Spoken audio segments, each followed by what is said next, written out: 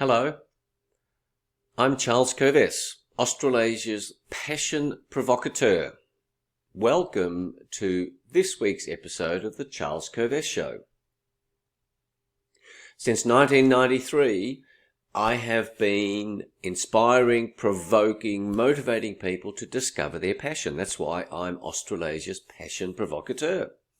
I remind you, sometimes I say to people when they say, what is a passion provocateur? I say, I'm like a mental laxative. I unblock constipated thinking. This show is based on the formula SA plus P equals S. Self-awareness plus passion equals success. Each week we aim to give you one big idea that can make a major positive difference to your life if it's relevant to your life. This show is not politically correct. And at that moment in time, let me share a light idea with you, a funny idea with you. If you think no one cares about you, try missing a payment or two. I'm wearing my red jacket, the colour of passion. Red is the colour of passion. So when you see red, think of me. And if you haven't subscribed to the podcast or to the YouTube channel that you're watching, please subscribe on the arrows. This show also subscribes to the view that we are human spirits as well as physical bodies. And so spirituality plays a significant part in our thinking, in our topics, in the ideas that I share with you. Well, the week in Australia and Victoria has gone on. Another week has gone by, and Victoria has been shut off from the rest of Australia. Our borders with South Australia and New South Wales are shut, patrolled by police, all in the name of coronavirus. Again, I say, what nonsense. Because there's a spike in coronavirus cases. That's why we flattened the curve, so that the hospitals wouldn't be overwhelmed. The hospitals are not overwhelmed. This is not a deadly disease, but we shut the borders, I say unconstitutionally and illegally.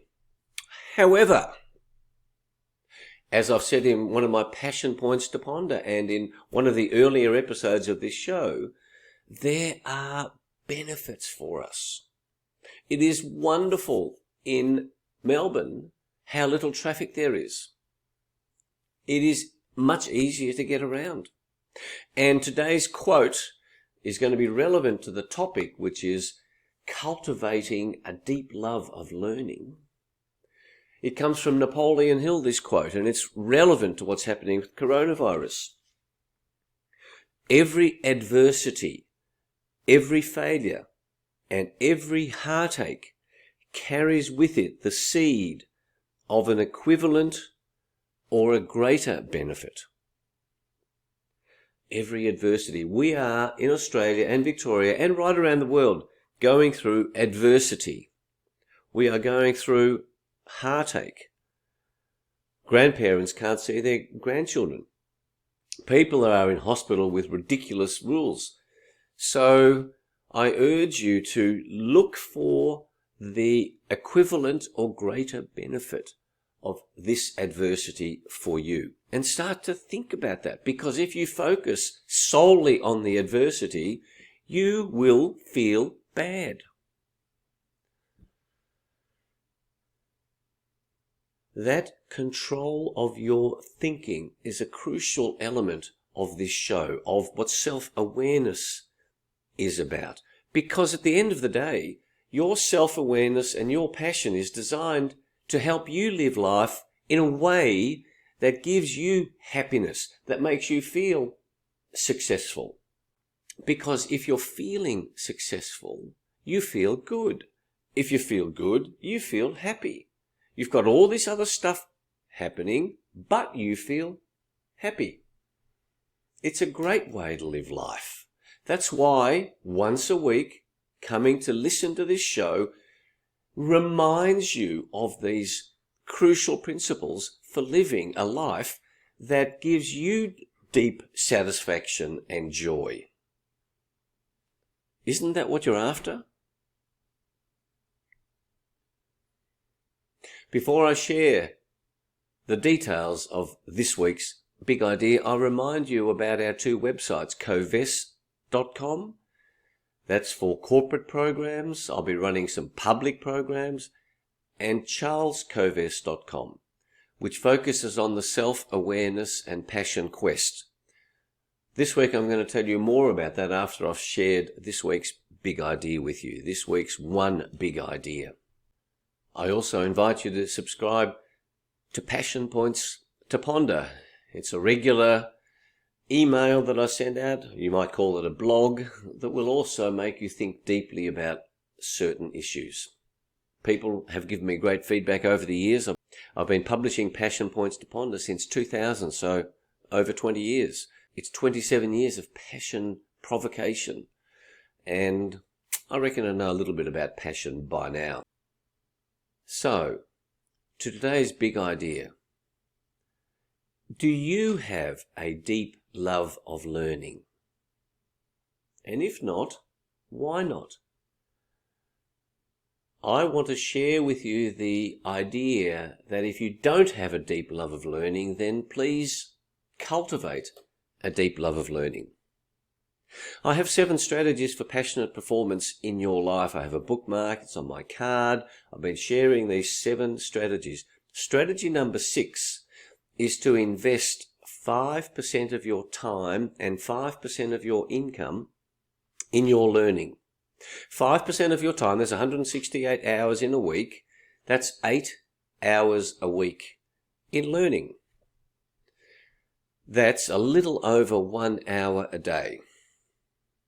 And if you're earning $200,000 a year, your learning can be made to be tax deductible. I used to be a tax lawyer. Most of you know that. And just imagine if you invested 5% of your $200,000, that would be $10,000 a year in your learning, in your development. I mean, at the end of the day, what is more important than you developing you? Now, universities in Australia lament the fact that people who have finished their formal university don't keep coming back. They struggle to get sufficient students. Ignore the coronavirus difficulties at the moment where students can't get together anyway. And I ask people, what are they doing about their ongoing learning? What structured process have they got for their ongoing learning? Where are they investing in ongoing learning? And I'm sorry to say that most people don't do it. And I say that is a disastrous decision. Your ongoing learning is a crucial element of your happiness. I love Tony Robbins' principle that progress leads to happiness. If you're not progressing, if you sit back and be lazy and don't give a rat's, you cannot be happy. Now, remember, each one of us is a weirdo. You've heard that in previous episodes.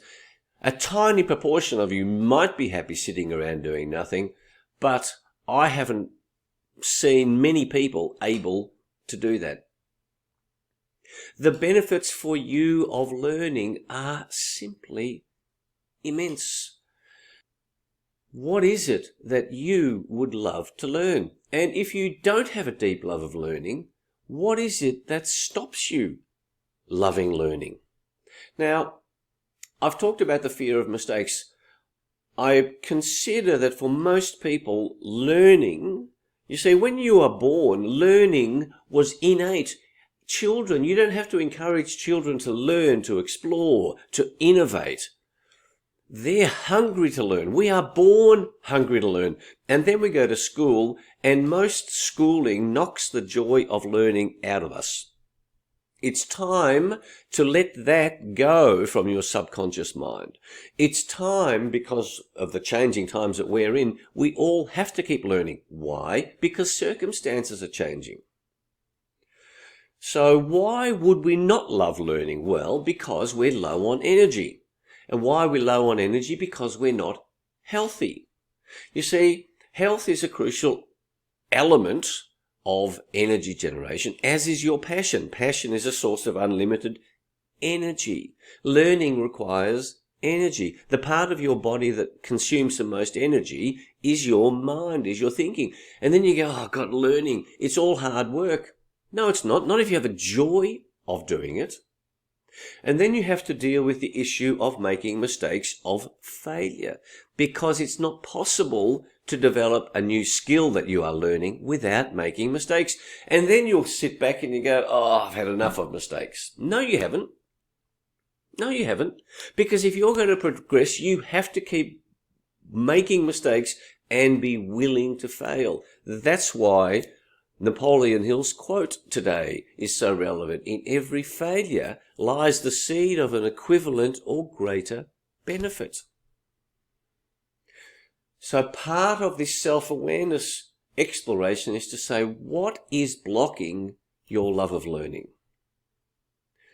Let me share with you a story of the benefits of learning. In 1994, I attended a Tony Robbins Unleash the Power Within weekend. Tony Robbins is a true master in human behavior. Anyone who poo-poos Tony Robbins is innocently ignorant or deliberately ignorant or negligently ignorant, because they do not understand what he's doing, the amazing knowledge that he has around human behavior that I must say, I'm pretty good on the knowledge of human behavior, but Tony Robbins is just excellent. And what he has managed to do in his 40 plus years of exploration of human behavior is just wonderful. Go to his YouTube channels, go and have a look at the ideas that he shares. I did UPW back in 1994, and the one decision that I made during that program led to me recovering, this is, 26 years ago, $84,000 that a client owed to me that I was reticent to collect. And it was Robbins saying, what are you avoiding? That led me to say, I'm avoiding asking for the money. Had I not asked, I would not have got the $84,000, and 3 months later, that company went into liquidation. I would have got nothing. A magnificent reward for my willingness to learn. I urge you to start writing down what it is that you want to learn. What skill do you want to have? I have a long list. Let me share with you some of the things that I want to keep learning and developing. Negotiation skills. I consider that for the rest of my life I can keep developing my negotiation skills. There are so many great books on it, courses on it. There are so many books I want to read. I want to get better and better at designing strategy. I run strategic thinking programs. Strategic thinking is one of the topics in the self-awareness and passion quest. Designing strategy for organizations, I also do that, but I want to get better and better and better at strategy. Part of strategic thinking and designing strategy revolves around a comprehensive understanding of how the world works. I play the guitar, I play the double bass, I play the piano. I want to get better at developing my skills at all of them. There are so many things I want to learn. What is it that you want to learn? What is stopping you? Become aware of it and unblock that stoppage. Your deep love of learning will liberate you from the fear of the risks of learning, but the fear of an uncertain future. Because an uncertain future means it's very exciting. Just imagine being Prince Charles or any person in a position where they know for the next 2 or 3 years what they're going to be doing. Wouldn't that be boring? No, life is this amazing game. And that reminds me of the song that is this week's song by Louis Armstrong, What a Wonderful World. This is a wonderful world. I see trees of green. I see trees of green, red roses too. I see them bloom for me and you. By the way, singing that song for you reminds me that I also want to develop my singing skills. Long, long list. And that's why I feel like a little kid, because I wake up every morning. I've got this enormous long list of stuff I want to learn, of skills I want to develop. I hate making mistakes. I hate failing, but I have a deeper love of learning. I have a deeper love of the idea that we are here as human beings to learn and grow. So that's the idea of the week, the love of learning. And that ties into what the self-awareness and passion quest is about. There are now 12 topics being put onto the website, 12 monthly topics. When you join the self-awareness and passion quest, each month there will be a group discussion. Each group is no more than 12 people. The program is specifically designed for C-suite executives, chief executive officers, chief financial officers, chief operating officers. They're called the C-suite executives. I've worked with many executives over the years. It's for lawyers, accountants, dentists. Dentists will get great benefits from joining the self-awareness passion quest. It's a tiny investment, a tiny monthly investment. You have access to me to ask me any question. You have access to me during the month on an agreed basis to have a conversation about privately what might be blocking you from your next step in your development, what might be blocking you. You might not be able to find it. That's what the self-awareness is about. You might not know deeply what your passion is. You might be searching for a source of courage to give away the career that you're no longer passionate about, just like I did back in 1993. The self-awareness and passion quest for a small monthly investment will help you in your next step, in your development, in helping you be happy on an ongoing basis. That's my promise to you. And if it doesn't do that, then you don't pay me anything. But I promise you that this tiny investment is designed to make it easy for you to come on this journey in a way that is, not scary. I never force anybody to do what they really don't want to do. My job is to help people shift their thinking so they want to do what will be good for them to do. Please take a look, charlescoves.com. The 12 monthly topics are covered there. You can join anytime. Each of the topics will be handled discreetly. This is not about taking on a whole bunch of more information that you won't use. The self-awareness and passion quest is designed to help you change your thinking, your awareness, your spirituality, your peacefulness and calmness in the face of what's ever happening in your life. I promise you it will be of enormous value to you. Come and join us. Now, my spiritual tip. Today's spiritual tip comes about from a quote in yesterday's Australian of the 11th of July. And it was a short piece on how to follow your intuition. And I thought I would read it to you because it was very well put. On page 3 of the Australian, it was by Belinda Davidson, an author, and she describes herself as a professional intuitive. People often confuse, this is how it goes, people often confuse, quote, follow your feelings, end quote, with, quote, follow your intuition, end quote. If you follow your feelings, you may be following your fear.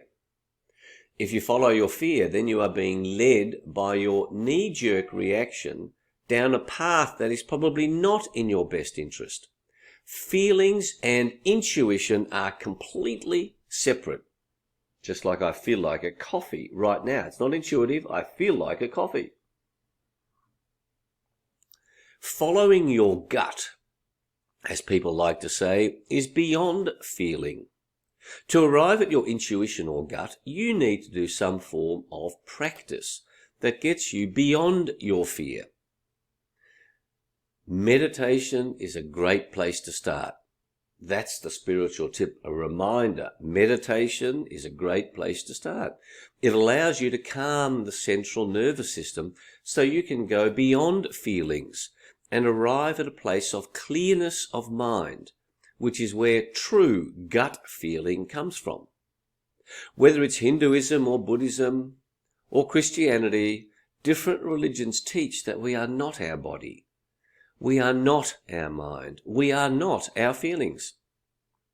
It's also worth noting that at a scientific level, our emotions are chemical responses. So if you're following your feelings, you may just be following some random chemicals that are being pumped through your body. One way you can cultivate your intuition is to start with 5 minutes of meditation per day. Because the world is so frantic right now, particularly with COVID-19, it's important to calm the central nervous system in order to get to a place of stillness. The next step is to increase your meditation practice. When you start to recognize your intuition, it's like having your own life coach on call 24/7 that can help you with any life problem. But this can only arise when you have a clear, calm mind, where you are not stuck in your feelings or your fear. Beautiful piece. And just yesterday, I attended a 2-hour seminar via Zoom, and another metaphor that reinforces this calmness of mind, of accessing your stillness, is that your life is like a glass of stirred up muddy water. But if you put the glass down in half an hour, the mud goes down to the bottom and the water becomes somewhat clearer. I think that's a useful metaphor, a useful spiritual tip. Get back into meditation. Start short bursts. Do it every day. I do it every day. Your health tip today is this. Why do you want to be healthier? People say to me, oh, I want to lose weight. I say, why? If you haven't got a good enough why to be healthier, then you're not going to do the work to become healthier. Just like if you haven't got a good enough why to learn, you're not going to go through the effort and the energy and the discipline required to learn. Why do you want to be healthier? Get clear on that. Now it's time for a bit of levity. I love this story. It reminds me of my brother Andrew, who's a regular poker player, and one of my other brothers-in-law, Steve, who also plays cards on Friday night. 6 guys are playing poker, having a great time every Friday night. Suddenly, Sam loses $500 in one round. And the shock is so great he drops dead. The other 5 players stand up and continue the game, standing up to respect Sam. But at the end of the game, they go, well, we better go and tell his wife, his widow. So they draw straws as to who's going to tell the widow. And Goldberg draws the short straw. And his mates say to him, listen, be somewhat discreet. Discretion. Diplomacy, that's my art. Don't worry, I'll handle it. Goldberg rocks up to Sam's home. There's his widow. She says, where's Sam?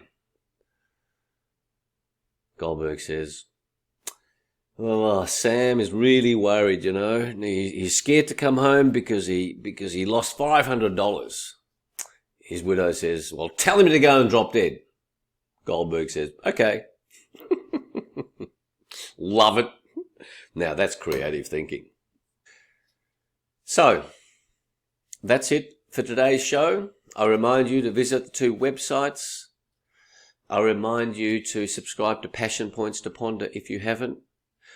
I wish for you an amazing week of passion, of identifying what it is that you want to learn, of you becoming ever more aware of the practices and the disciplines that are going to lead you to a life that every day when you wake up gives you joy.